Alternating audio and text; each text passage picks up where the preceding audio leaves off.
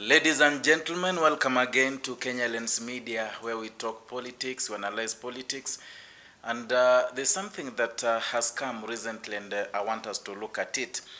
Now that the Nairobi governor, Johnson Sakaja, had signed a deal of 80 billion in a collaboration with the national government, so many things are coming up. And I feel like it was a big mistake he made, and like they say in Kiswahili, alijikaanga mwenyewe. And now William Ruto wants him out because of various reasons. One, Johnson Sakaja is not delivering. He cannot deliver Nairobi votes to him. In fact, it's like William Ruto has started organizing his team, his foot soldiers, who can help him garner votes come the 2027 election. And it's so unfortunate that Raila Amolo Odinga, the former prime minister, is now dead, and he cannot salvage the sinking boat of Johnson Sakaja. Now, on Monday this week, MCAs started collecting signs and signatures, and yesterday 3 MCAs led by the Nairobi South Ward MCA Waithera Chege. She said that very soon, in the coming days, they are going to kick out Johnson Sakaja from the office, simply because of the silly mistake he made. The silly mistake he made partnering with William Ruto in the management of the Nairobi County. It was one of the, I don't know who are his advisors. So let me move you, rather, let me remind you something that happened last year. It was on September 1st when Nairobi MCAs tabled 70 signatures out of 123. So Johnson Sakaja was meant to be ousted from his office. That same day, there are many things, rumors were spreading like fire. Johnson Sakaja was so stressed.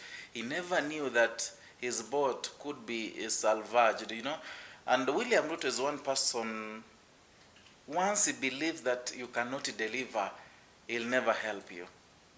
But the Right Honorable Raila Odinga moved so fast. He made a swift move, and then the following day, the 2nd of September 2025, he convened a meeting at Jomo, or rather a place called Jomo, or the Jaramogi Oginga Odinga Foundation, where he held a meeting with Johnson Sakaja and an ounce of MCS from Nairobi.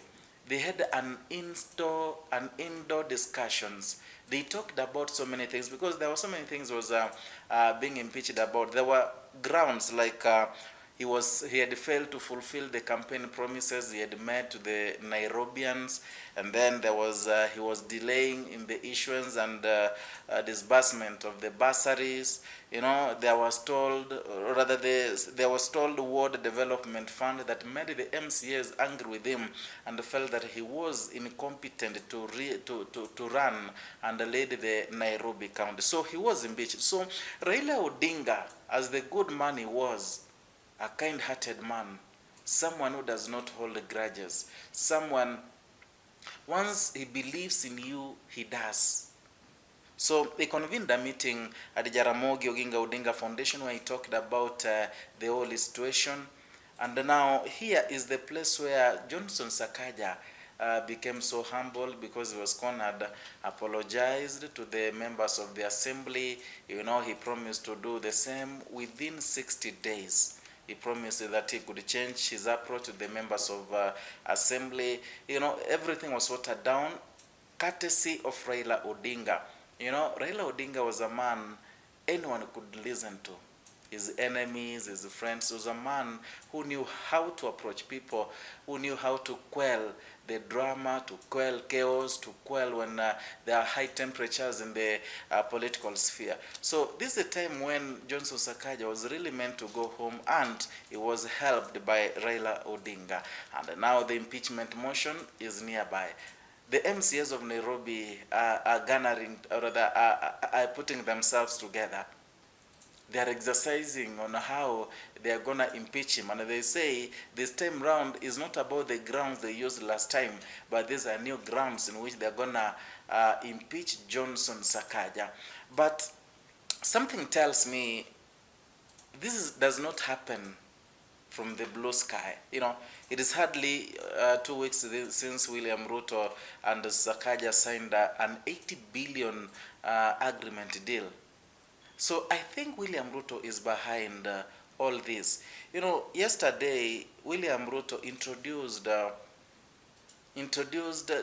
Langata MP Felix Odiwuor alias Jalango. He introduced him as the next senator Nairobi come 2027. So there are high chances William Ruto is banking on someone else who will steer the wheel in Nairobi and who will help him garner the Nairobi votes. You know, we all understand that Nairobi has been Baba, the late Baba's stronghold. Many people knew that Nairobi, you must be in the Baba's camp so that you can win elections in Nairobi. And you know, here comes the pact they are going to make within between UDA and ODM. You know, it will be about zoning. But however, in as much as yesterday ODM held a parliamentary committee meeting whereby they said that there will be no zoning. In fact, UDA should not be talking about all the places they had occupied in Parliament and in the Senate. So it's something that is debatable, and we're waiting, and we're giving it time to see how it unfolds. But then, William Ruto wants Sakaja out. Who will help Sakaja now that Raila Odinga is no more? Who will help Sakaja?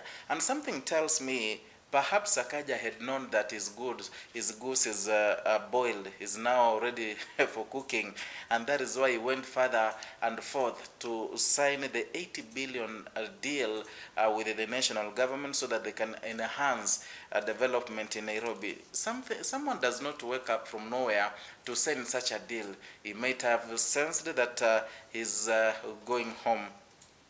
And then in Nairobi, you know, there are many people who want to become the governor. Yesterday, there is this MP, the Karauri guy, you know, he was introduced by William Ruto.